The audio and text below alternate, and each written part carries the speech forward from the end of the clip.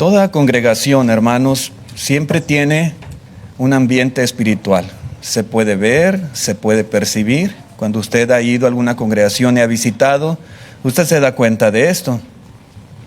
Hay iglesias donde a veces se percibe un ambiente de indiferencia, un ambiente de distanciamiento, un ambiente de frialdad. Pero también a veces hay congregaciones donde se siente el amor fraternal, donde se siente la unidad, la armonía de los hermanos, donde se puede ver la reverencia hacia la palabra de Dios, la dependencia de los hermanos hacia Dios, etcétera, etcétera. Cuando el apóstol Pablo, al llegar a la primera carta, al final de la primera carta a los tesalonicenses, y él escribe algunas cosas, algunas recomendaciones, algunas instrucciones prácticas, hay unas que vamos a ver en esta mañana, que si las leemos así a simple vista, parecieran simplemente como unas palabras de despedida que él está añadiendo aquí a su carta. Sin embargo, en estos versículos encontramos, desde mi punto de vista, una descripción muy práctica de cómo debe de lucir la vida en una iglesia saludable. Y de esto quiero que hablemos en esta mañana. Le he titulado a la lección El ambiente de una iglesia sana. Hermanos, ¿qué clase de ambiente espiritual nosotros estamos ayudando a crear dentro de la iglesia, dentro de la congregación? Todos de una u otra manera, con nuestra actitud, con nuestro carácter, con nuestra personalidad, estamos contribuyendo, bien o mal, para que se forme, se cree un ambiente, un entorno en la iglesia. Y lo primero que dice el apóstol Pablo, hermanos, ya en estos versículos, ya son los últimos versículos de esta carta, lo primero que dice al respecto es la importancia de un ambiente de oración en la iglesia. En el versículo 25 de la primera carta a los tesalonicenses, capítulo 5, Pablo dice: hermanos, orad unos por otros. Ya son las palabras finales. Y él dice: hermanos, orad unos por otros. Muchas veces cuando pensamos en ayudar en la obra de Dios, a veces hay esa tendencia a pensar solamente en las cosas que son visibles, en las cosas que pueden ser vistas por los hermanos, por las personas. A veces pensamos en predicar, pensamos en dar clases, pensamos en dirigir, pensamos en organizar actividades, etcétera, etcétera. Y está bien todo esto. Pero el apóstol Pablo nos muestra, hermanos, que una de las mayores ayudas que puede existir dentro de una iglesia local es la oración mutua. Mutua. Dice Pablo: orad por nosotros. Y Pablo siempre oraba por los hermanos también. Una iglesia sana, hermanos, es aquella donde los miembros de la iglesia se preocupan los unos por los otros y oran por las situaciones y necesidades de sus hermanos. Y yo quiero que note, hermanos, cómo Pablo no se presenta como alguien autosuficiente. Pablo no se presenta como alguien independiente espiritualmente hablando. Él no era un hombre invencible, él tenía necesidades, él tenía debilidades, tenía luchas, sin lugar a dudas, y él requería de la oración. Era apóstol, él había predicado el evangelio en muchos lugares, aún podemos decir era un embajador de Cristo Jesús con toda la autoridad que el Señor Jesús le había conferido. Sin embargo, él entendía que necesitaba y mucho de la oración de los hermanos. En diversas ocasiones Pablo, no solamente a los tesalonicenses, sino a otras iglesias, pedía que oraran por él. Por ejemplo, en la carta a los Efesios, capítulo 6, verso 18, dice así: orando en todo tiempo y con toda oración y súplica en el Espíritu, y velando en ello con toda perseverancia y súplica por todos los santos. Dice el 19: y por mí, a fin de que al abrir mi boca me sea dada palabra para dar a conocer con denuedo el misterio del Evangelio. Él pedía por él, para poder hacer un buen trabajo al predicar la palabra de Dios. También en la carta a los Colosenses capítulo 4 verso 3, también Pablo dice lo siguiente: orando también al mismo tiempo por nosotros. Él oraba por él y por sus compañeros, para que el Señor nos abra puerta para la palabra, a fin de dar a conocer el misterio de Cristo, por el cual también estoy preso. Entonces Pablo pedía también por él y sus compañeros para que hubiera oportunidades para presentar el Evangelio, personas dispuestas para oír la palabra de Dios. En la segunda carta a los Tesalonicenses capítulo 3 verso 1 y 2 dice: por lo demás, hermanos, orad por nosotros, para que la palabra del Señor corra y sea glorificada, así como lo fue entre vosotros, y para que seamos librados de hombres perversos y malos, porque no es de todos la fe. Entonces, Pablo quería continuar con su ministerio. Él quería continuar predicando la palabra de Dios. Quería que Dios le ayudara para poder expresar correctamente el mensaje de Dios. Quería que Dios abriera puertas para la predicación del Evangelio. Y quería también que Dios les ayudara a ser librados de los hombres malos que les eran tropiezo, les eran estorbo para dar a conocer la palabra de Dios. Entonces vemos como Pablo, a pesar de ser apóstol, él necesitaba y pedía de las oraciones de sus hermanos. Y yo digo, si Pablo, siendo lo que era, necesitaba de la oración, entonces todos necesitamos de la oración. No hay uno que pueda decir: hermano, yo no necesito que oren por mí, yo estoy bien, no me hace falta. Sería algo absurdo, sería algo muy necio hablar de esa manera. Realmente todos necesitamos. Los ancianos en una iglesia necesitan la oración de los hermanos. Los predicadores necesitan la oración de los hermanos. Los diáconos necesitan la oración de los hermanos. Los matrimonios y las familias necesitan la oración de los hermanos. Los jóvenes necesitan la oración de los hermanos. Los ancianitos y las viudas necesitan la oración de los hermanos. Y toda la iglesia necesita la oración de los demás. Cuando dice Pablo: hermanos, orad por nosotros, debemos entender que la iglesia debe tener un ambiente de oración, donde todos oremos por todos.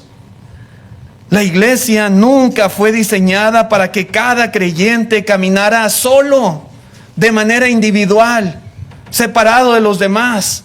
Dios diseñó un cuerpo espiritual donde los hermanos se sostengan mutuamente. Yo a ustedes, ustedes a mí, unos a otros. Nos vamos a ayudar y vamos a orar también. En ese sentido, hermanos, no debemos menospreciar el valor de la oración como si fuera poca cosa, como si no fuera necesaria. La oración se necesita. La oración es poderosa. La oración nos acerca a Dios. La oración es escuchada en el cielo. Así que necesitamos orar. Dice en Santiago capítulo 5, versículo 14. Santiago 5, 14 al 16. Dice así: ¿está alguno enfermo entre vosotros? Dice: llame a los ancianos de la iglesia y oren por él, ungiéndole con aceite en el nombre del Señor. Y la oración de fe salvará al enfermo, y el Señor lo levantará, y si hubiere cometido pecados, le serán perdonados. Verso 16: confesaos vuestras ofensas unos a otros, y orad unos por otros, para que seáis sanados. La oración eficaz del justo puede mucho. La oración eficaz del justo puede mucho, dice la Escritura. ¿Por qué no vamos a orar? Por supuesto que la iglesia debe de tener un ambiente de oración. Y lo tendrá cuando sea una iglesia sana, una iglesia saludable. Hermanos, yo quiero hacer hincapié en algo que veo aquí. Los ancianos en la iglesia tenemos responsabilidad, sin lugar a dudas. Y tenemos que asumirla como Dios nos manda. La responsabilidad de cuidar de la iglesia en todo aspecto y estar al tanto de la necesidad de cada uno de los miembros. Sin embargo, también yo veo aquí, en estos versos que acabamos de leer, veo algo importante. Yo veo que aquí Santiago coloca también una responsabilidad sobre cada creyente. ¿Sí lo puede ver? ¿Sí lo puede percibir? Versículo 14.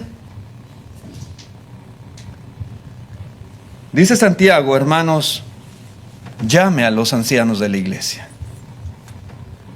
¿Está alguno enfermo entre vosotros? Dice, llame a los ancianos de la iglesia.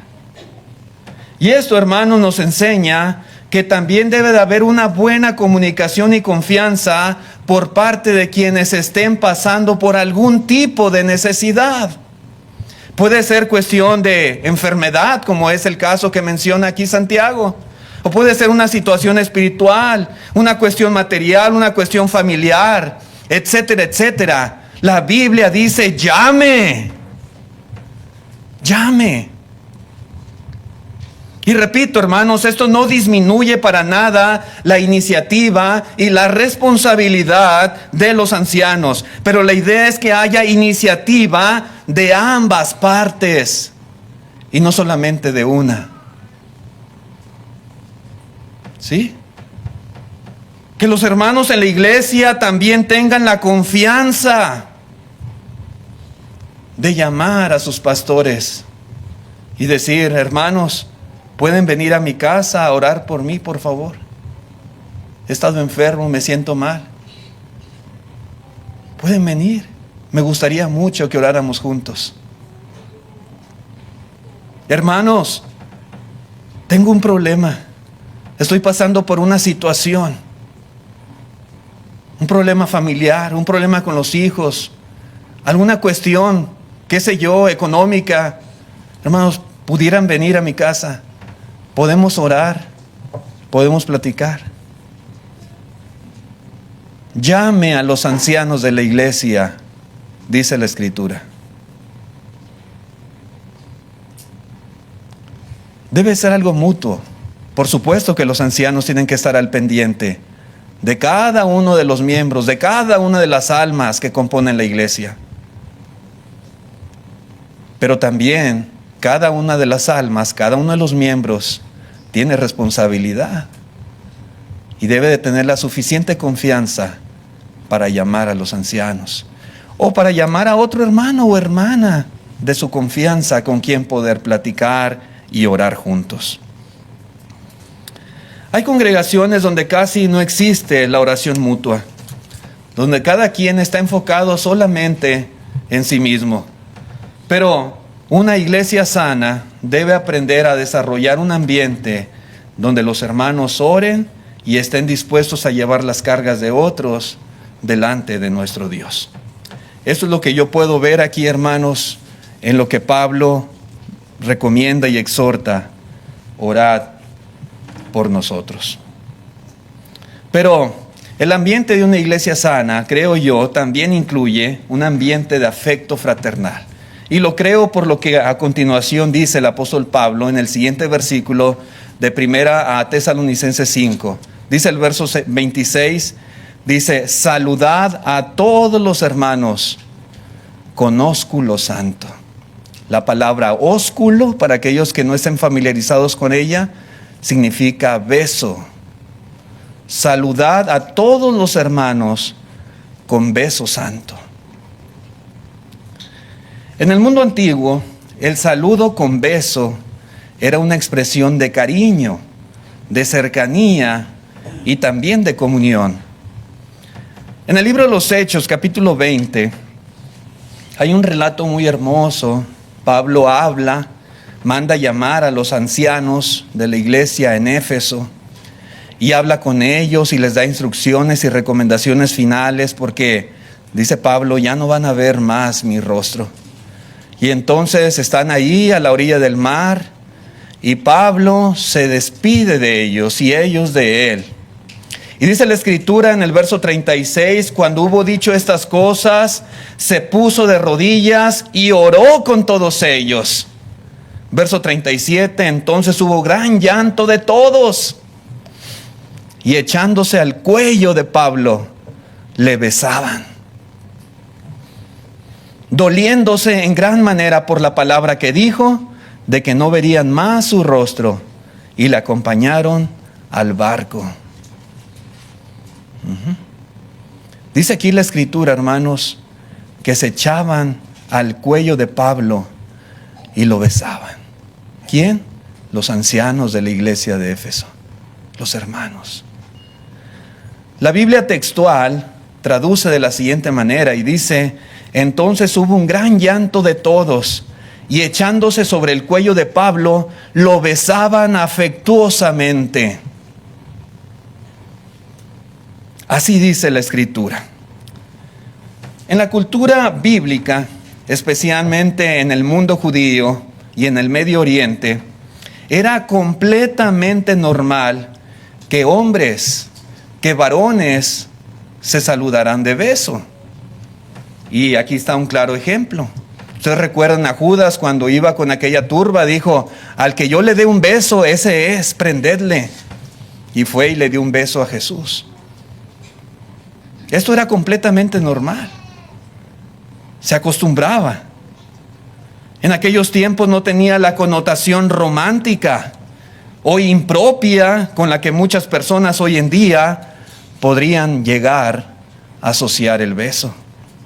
En este caso, hermanos, podemos ver esta historia y cómo abrazaban y besaban al apóstol Pablo como una muestra de amor fraternal y también de dolor por la despedida que pues en ese momento estaban teniendo hacia él. Y esto es algo que nadie veía mal. Nadie va a decir: esos hombres se están besando, están dándole besos a este otro. Nadie iba a decir eso porque se acostumbraba a hacerlo de esa manera. Ahora bien, cuando Pablo instruye a los tesalonicenses a saludar a todos los hermanos con ósculo santo, yo quiero decirles que el énfasis principal no era practicar el beso como un ritual obligatorio para todas las culturas y para todas las épocas. No es el mensaje que Pablo está transmitiendo. No lo interpretemos de esa manera tampoco. No. ¿De qué está hablando aquí Pablo? ¿Cuál es el énfasis principal? Él está hablando de la clase de relación que debe de existir entre los creyentes, es decir, del afecto fraternal que debe de haber dentro de la iglesia. Saludad a todos los hermanos con ósculo santo. Hoy las culturas, hermanos y hermanas y amigos, hoy son diferentes a las de hace 2000 años. Son diferentes. En algunos lugares, un beso en la mejilla sigue siendo normal. No es mal visto por nadie. Pero también hay otros lugares donde un beso no es normal y puede ser malinterpretado. Por eso, hermanos, la aplicación de este mandamiento no consiste necesariamente en repetir exactamente la misma forma cultural que está mencionando Pablo en aquel tiempo. Esta carta a los tesalonicenses probablemente es la más vieja de todas las cartas del Nuevo Testamento. Pero aquí la aplicación tiene que ver con conservar el mismo espíritu del mandamiento, lo que implicaba ese saludo entre los hermanos, la fraternidad, el amor de hermanos que debía ser expresado entre ellos. Ahora bien, hermanos, Algunas cosas que yo puedo ver en este mandamiento que da el apóstol Pablo son las siguientes. Y quiero ser muy respetuoso en cuanto a esta práctica, ¿verdad? Y vemos aquí en la Escritura, y Pablo lo dijo en diferentes cartas en relación al ósculo santo. Y no quiero yo faltar al respeto a nadie, ni quiero hacer sentir mal a nadie, ni quiero avergonzar a nadie. Pero como predicador y ahora como anciano de la iglesia, creo que es conveniente y es necesario dar ciertas recomendaciones al respecto. 3 cosas que yo puedo ver cuando Pablo dice: saludad a todos los hermanos con ósculo santo. Lo primero es que debemos recibirnos con calidez y amor genuino. Creo que esto es muy importante. La iglesia no debe de ser un lugar frío y distante. Los hermanos deben sentirse bienvenidos y deben de sentirse apreciados. A veces no sabemos los problemas con los que vienen cargando algunos hermanos o ciertos visitantes cuando llegan a ese lugar, pero un saludo sincero, un saludo amable puede hacer la gran diferencia.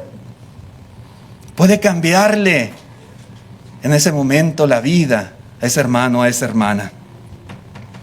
Entonces la exhortación para nosotros es a no ser indiferentes.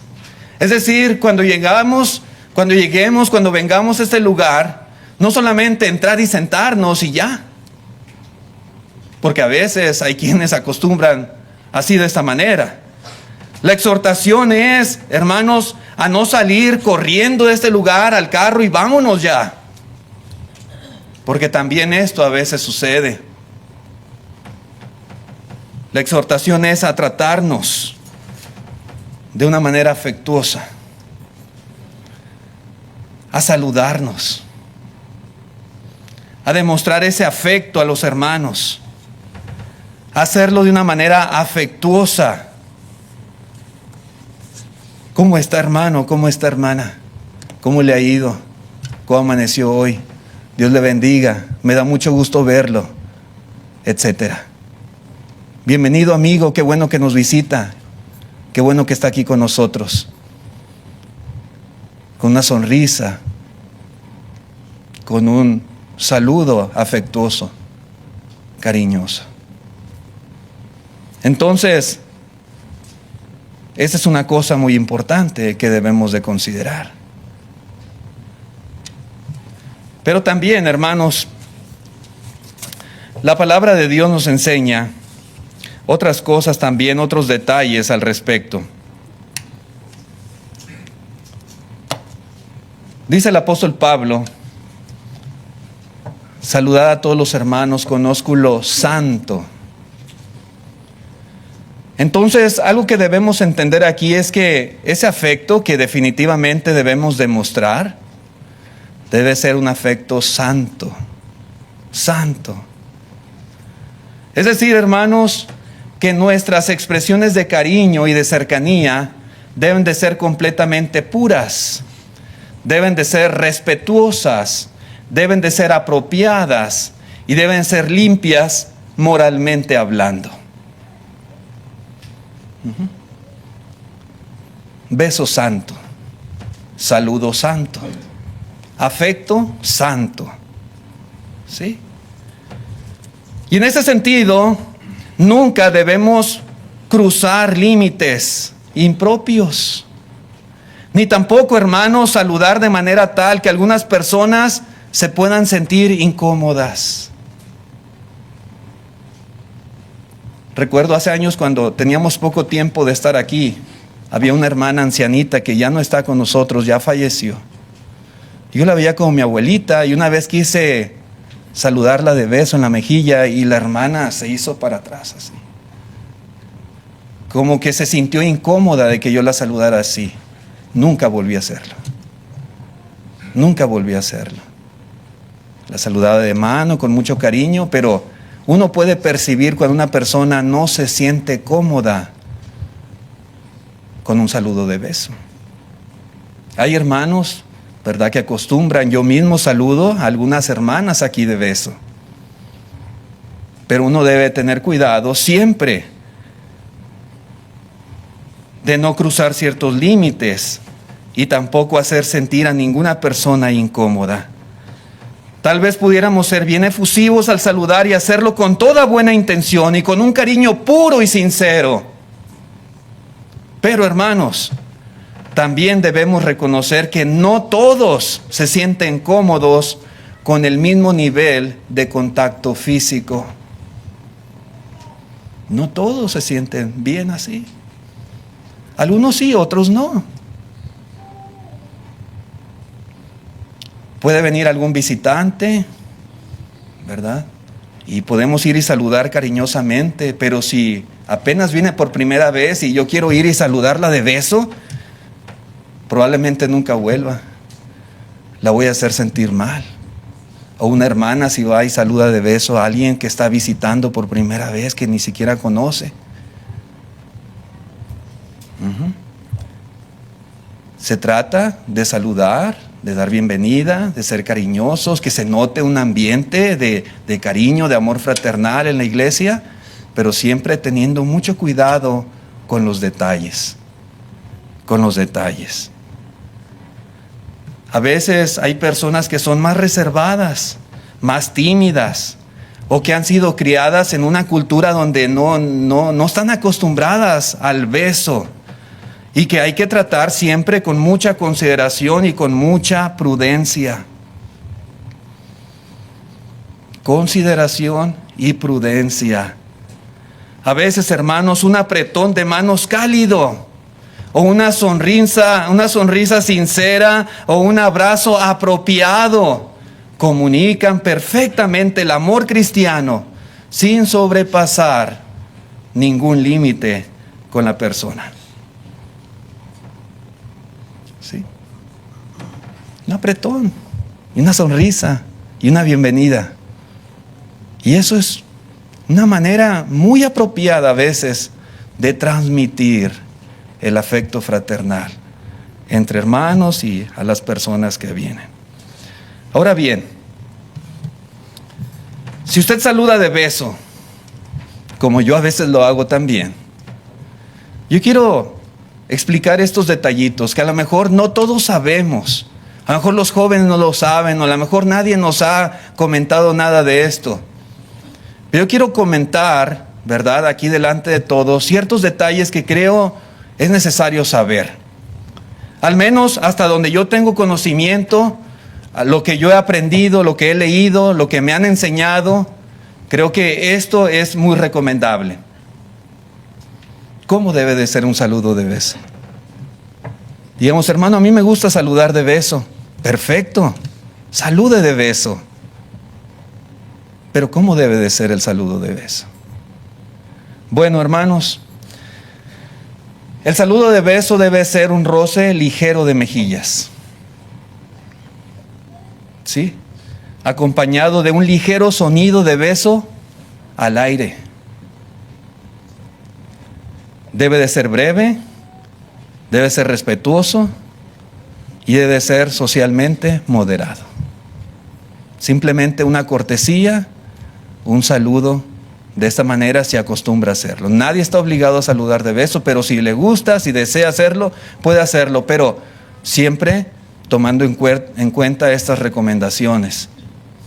Ahora, ¿cómo no debe ser un saludo de beso? ¿Cómo no debe de ser? No debe de ser prolongado, ni aplicar presión excesiva, tampoco un contacto invasivo. Los labios no deben succionar ni presionar la piel de la persona. Al saludar tampoco debe dejar labial en el cachete, ni tampoco dejar húmeda la mejilla de la persona. Esto, hermanos, puede preguntarlo, puede investigarlo, puede acudir a los libros que hablan sobre los modales, sobre cómo se saluda correctamente, y esto lo va a encontrar. Los buenos modales enseñan que el saludo debe de hacer sentir y cómoda y respetada a la otra persona, no presionada, tampoco invadida. Y recuerde que el amor fraternal debe siempre reflejar santidad y pureza. Puede serlo, pero también tiene que reflejarlo ante los demás. Y estas reglas que les acabo de mencionar, hermanos, no vienen en la Biblia. Usted puede decir, hermano, ¿dónde dice, qué versículo dice cómo debe de ser el beso? La Biblia no lo describe. Y repito, estamos hablando de diferentes épocas, diferentes culturas. Allá, Medio Oriente, Israel, ¿verdad? Jerusalén, ciudades allá de Asia Menor. Aquí estamos en América, Norteamérica, 2000 años después.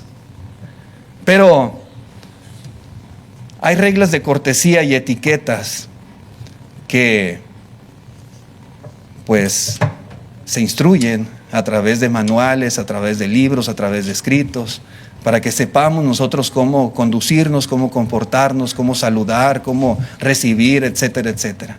El manual de Carreño, mi papá tenía uno de estos, cuando yo era niño me gustaba leerlo.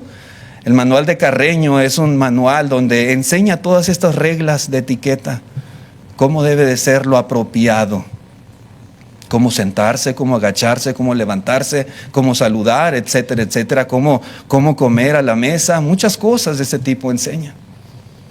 Entonces el saludo uno tiene que hacerlo de una manera, ¿verdad?, apropiada siempre, que refleje respeto, que refleje, ¿verdad?, cariño, sí, pero siempre cortesía y respetando límites. ¿Por qué, hermanos, esto es importante? Bueno, porque, pues, para hacer sentir cómodas a las personas a la hora de saludar, y otra, para reflejar siempre una buena imagen en todo sentido, y también, hermanos, para evitar malos entendidos.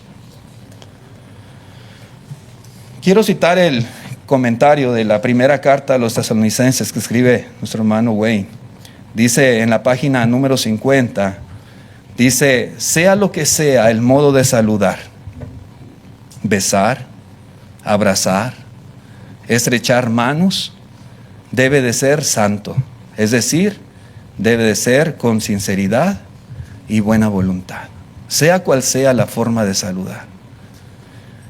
Y dice también aquí, hay mucho abuso al saludar con beso. Conocí a un hermano que sin faltar besaba a las hermanas con tal que fueran jóvenes y bonitas. Y otro hermano fue acusado por los hermanos de besar sensualmente. Entonces yo puedo besar a las hermanas tal vez y decir, bueno, es que saludo con ósculo santo. Pero si no lo hago de la manera apropiada y correcta, puede malinterpretarse. Puedo reflejar algo que no. Puedo hacer sentir mal a alguien. Alguna hermana tal vez que su esposo no es creyente, y la saludo de beso así, se puede sentir mal, ¿verdad? Entonces, el punto es simplemente tener cuidado, hermanos, tener cuidado. Reflejar en la iglesia un ambiente de cariño y amor fraternal, eso es indispensable y es la exhortación que está dando el apóstol Pablo. Y si lo hacemos de abrazo, hágalo de abrazo. Si lo hace de saludo de mano fuerte, hágalo así. Y si quiere dar beso, dé beso. Pero siempre tenga cuidado en cómo lo hace. Y trate de seguir las recomendaciones simplemente que son parte de los modales de nuestra sociedad para que se haga de una manera sana y apropiada. Pero también, hermanos, la tercera cosa que yo puedo ver aquí en cuanto al saludar con ósculo santo es que Pablo dice, saludad a todos los hermanos con ósculo santo. Entonces, si vamos a tomar literal el mandamiento de que tiene que ser beso el saludo, entonces también tenemos que tomar literal la palabra que abarca a todos. A todos. Pero repito, no es la práctica del beso lo que Pablo está perpetuando, sino el espíritu del beso, que es el cariño y el amor fraternal. El punto aquí, cuando él dice a todos, básicamente, hermanos, Pablo está diciendo que no debe de ser a unos sí y a otros no, que no debe haber favoritismo entre nosotros. Una iglesia sana no debe convertirse en pequeños grupos aislados dentro de la congregación. Con esto sí demuestro mi cariño y con ellos sí soy bien amoroso y amable, pero con estos no. Estos ni los saludo. No. A todos, dice, saludad a todos los hermanos. Conozco lo santo. A veces existe el peligro de enfocarnos en ciertos hermanos solamente y excluir a los demás.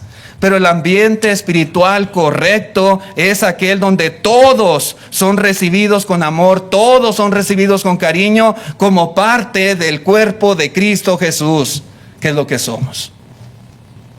Sí, sin excepción, sin favoritismos. Saludad a todos. Una cosa más que podemos ver en cuanto al ambiente en una iglesia sana es el ambiente del amor por la palabra. Dice en el verso 27, dice Pablo: os conjuro por el Señor que esta carta se lea a todos los santos hermanos. A todos los santos hermanos. Y cuando Pablo dice os conjuro en el Señor, es como si estuviera diciendo: asegúrense de que todos los hermanos en Tesalónica, todos, escuchen esta carta, que sea leída a todos. En aquellos tiempos no todos poseían copias personales. Hoy todos tenemos Biblia, pero en aquel tiempo no todos poseían copias personales de las Escrituras. Por eso las cartas apostólicas eran leídas públicamente delante de toda la congregación. La enseñanza divina, hermanos, no debía quedarse solamente en manos de unos cuantos. Toda la iglesia necesitaba escuchar esta enseñanza. Y es que toda la congregación necesita ser edificada constantemente con la verdad. Dice en Hechos 2:42, dice que la iglesia en Jerusalén perseveraba en la doctrina de los apóstoles. La doctrina de los apóstoles fue el fundamento de la iglesia, y Cristo siendo la principal piedra del ángulo. Pero las iglesias necesitaban ser edificadas en la doctrina de los apóstoles. Por eso era necesario que estas cartas apostólicas se leyeran a toda la congregación. Dice también en Colosenses 4:16, cuando esta carta haya sido leída entre vosotros, haced que también se lea en la iglesia de los laodicenses y que la de la Odisea la leáis también vosotros. No solamente la iglesia local, a veces esas cartas también se pasaban de una congregación a otra para que fueran leídas, porque era necesario que los hermanos conocieran la enseñanza, la doctrina del Señor dada por medio de los apóstoles. Entonces la iglesia primitiva entendía que la enseñanza de Dios debía ocupar un lugar central en la vida congregacional. Así que, hermanos, una iglesia sana es aquella donde sus miembros tienen hambre por la palabra de Dios. Tienen hambre por la palabra de Dios. ¿Recuerdan cuando el Señor Jesucristo fue acechado por el diablo y éste intentó tentarle? Si eres hijo de Dios, haz que estas piedras se conviertan en pan. Y Jesús dijo: no solo de pan vivirá el hombre, sino de toda palabra que sale de la boca de Dios. Nosotros vivimos espiritualmente de toda palabra que sale de la boca de Dios. Dice, hermanos, en Primera de Pedro, capítulo 2, verso 2, desead como niños recién nacidos la leche espiritual no adulterada, para que por ella crezcáis para salvación. Ese debe ser el ambiente en la iglesia, un ambiente de hambre, de deseo por la palabra. Así como el niño recién nacido tiene hambre de la leche materna, así también nosotros tenemos que demostrar hambre por la palabra de nuestro Dios. Por eso, hermanos, una congregación sana no mira la enseñanza bíblica como una carga. No, al contrario, como una necesidad espiritual. Con todo deseo. Hoy en día existen muchos grupos religiosos donde gran parte del tiempo se consume en emociones, se consume en experiencias personales, en testimonios de la gente, en música, en dramatizaciones y cosas por el estilo, pero muy poca enseñanza profunda de la palabra de Dios es impartida en esos lugares. No se estudia la Biblia, no, todo es emoción, todos son simplemente testimonios de gente. Las personas están allí emocionalmente activas, pero bíblicamente están vacías. Vacías. Así que una iglesia sana debe desarrollar un ambiente donde la predicación ocupa un lugar muy importante. Que siempre haya enseñanza fiel de la palabra de Dios. Estudios, diversidad de temas. Para que haya edificación y crecimiento. Un ambiente donde las personas no solo sean emocionadas, sino un ambiente donde las personas sean enseñadas, las personas sean corregidas, las personas sean fortalecidas, las personas sean exhortadas, las personas sean edificadas con la palabra de Dios. Ese debe de ser el ambiente en la iglesia del Señor.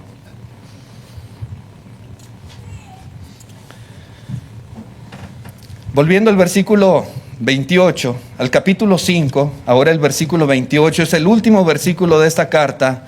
Pablo termina diciendo: la gracia de nuestro Señor Jesucristo sea con vosotros. Amén. Amén. ¿Qué hizo Pablo? Después de exhortarlos, después de corregirlos, después de animarlos, después de enseñarles, él expresa ahora un deseo muy importante: que la gracia de nuestro Señor Jesucristo estuviera continuamente con la congregación. Sea con vosotros. Amén, dice Pablo. Y es que a pesar de que estamos en la iglesia, de que somos parte del cuerpo de Cristo Jesús, debemos de reconocer que no somos perfectos. No lo somos. Pablo no era perfecto. Ninguno de nosotros es perfecto.